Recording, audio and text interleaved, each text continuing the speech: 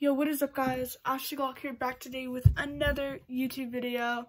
If you've been watching my past two vlogs about fish, you would know what this video is about. But also if you read the title, it's pretty obvious as well. But I'm going to be talking about breeding my two betta fish. So if you don't know, and you didn't watch this first video where I adopted this little cute male betta fish, his name's Mufasa, and I got him on July 10th. That's probably not when the video came out. But, yeah, there he is. This is the exact kind he is. Ven-tailed male betta. I think that's how you say it. I got him for sorry, Mufasa. Freaking out right there. I got him for $3.99. And then, actually, today, on July 15th, where is she? Yeah, there she is. Her name's Emma. Just got her literally, like, less than an hour ago. And the kind of betta fish she is the crown tail female betta.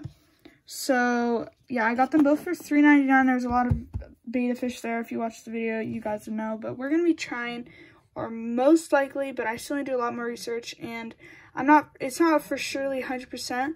But, yeah, we're going to be trying to breed maybe Mufasa and Emma. Okay, so I've been doing a lot of research ever since I got Mufasa, probably like the day before I got him.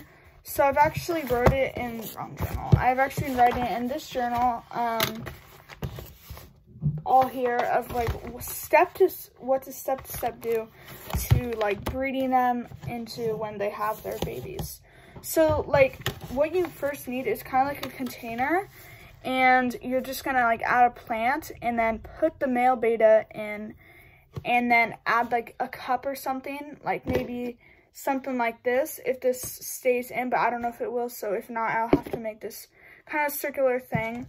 I'm going to be using this container, so I feel like it's a pretty big thing for like the fish, and I watched some videos and they have stuff, I've seen people use stuff like this, so yeah, I'm basically just copying them. Because, you know, I've been watching the videos. Okay, so then step 2, after an hour of, like, letting the male betta, so I'm just going to say Mufasa and then Emma, I'm just going to talk to them like that.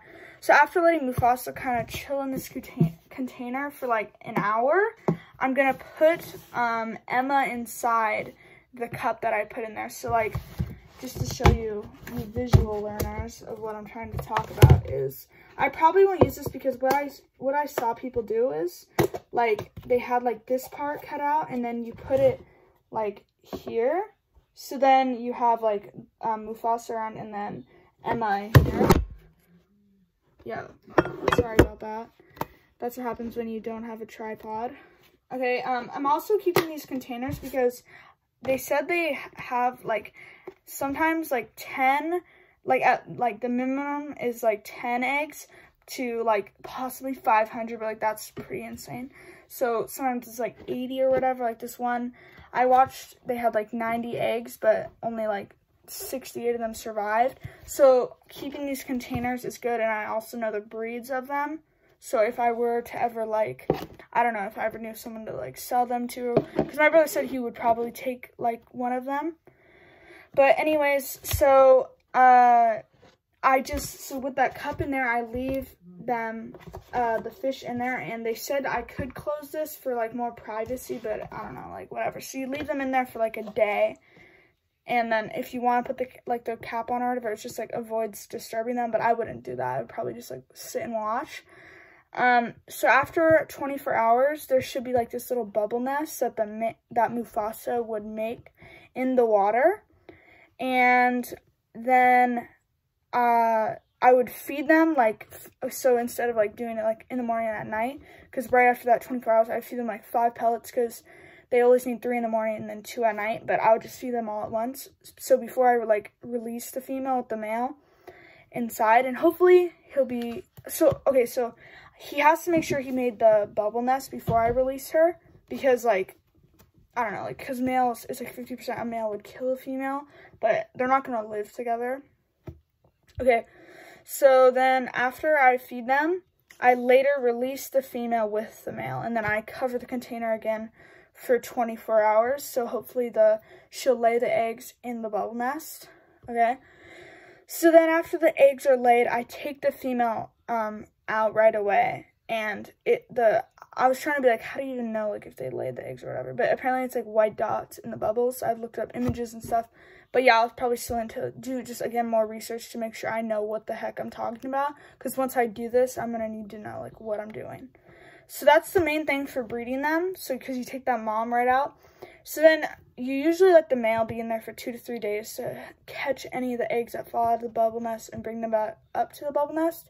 And then after that, you take them away because once they hatch, they may think it's like food or something. So then, yeah, I would put, as you saw, I have 2 containers for Emma and Mufasa, so that wouldn't be a problem.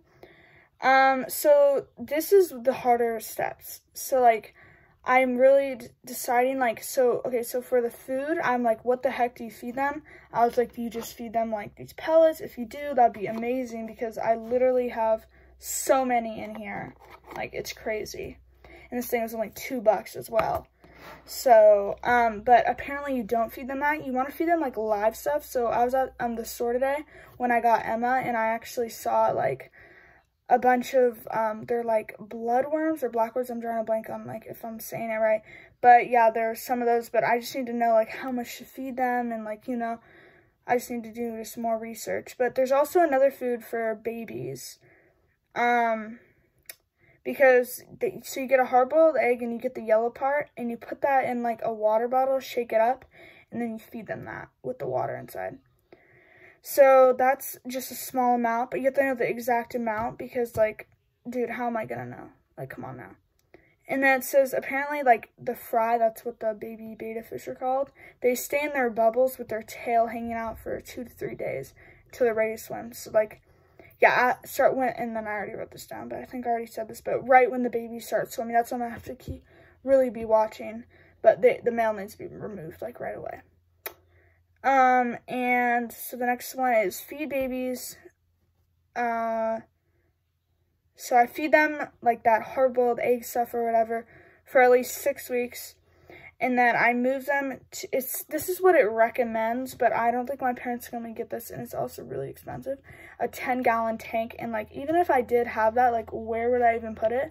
So I have some ideas. Like, I have lots of, like, containers like this. I also have some like this, dollar store. And then, you know, I just have small little containers, like, but they said it's good for them to have, like, a lot of space. So if I was thinking if I put them in small, maybe there could only be like a little in there, like a few, like not like a mass, like a lot. And then apparently when they're 7 months, that's like full grown. So this is the last thing I wrote here. So like for the first month, I need to use like water because like, okay, so apparently when they're like right when they're 2 months, you're allowed to take them out and like clean the container. But for, like, when they're about a month, you need to move them into, like, or when they're 6 weeks, you need to move them into, like, a bigger container, like I said.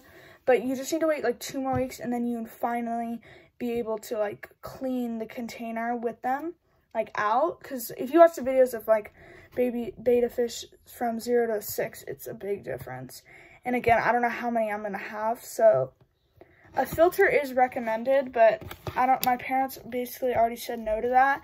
And I have ways to clean the bottom of it, and hopefully I do it right, because like if they all die, that's gonna be really sad. But okay, but sorry, that's my mom. But yeah, I'm probably gonna this is the stuff that I have to get the stuff out from the bottom, so you just pull it up easy. And I also have other containers like this that we don't really use in our house. So yeah, I'm still deciding, and I would also need to get, I also need to figure out, like, this whole, like, water safety stuff, and how much I need to put in, and, yeah, so I just need to do a lot more research. But yeah, this video is hecka long. I didn't think it'd be this long. But yeah, so thanks so much for watching. Make sure you give this video a big thumbs up, and I'll see you guys soon for another video. Comment down below for anything, if you know anything about betta fish or anything like that. So, peace out. Later.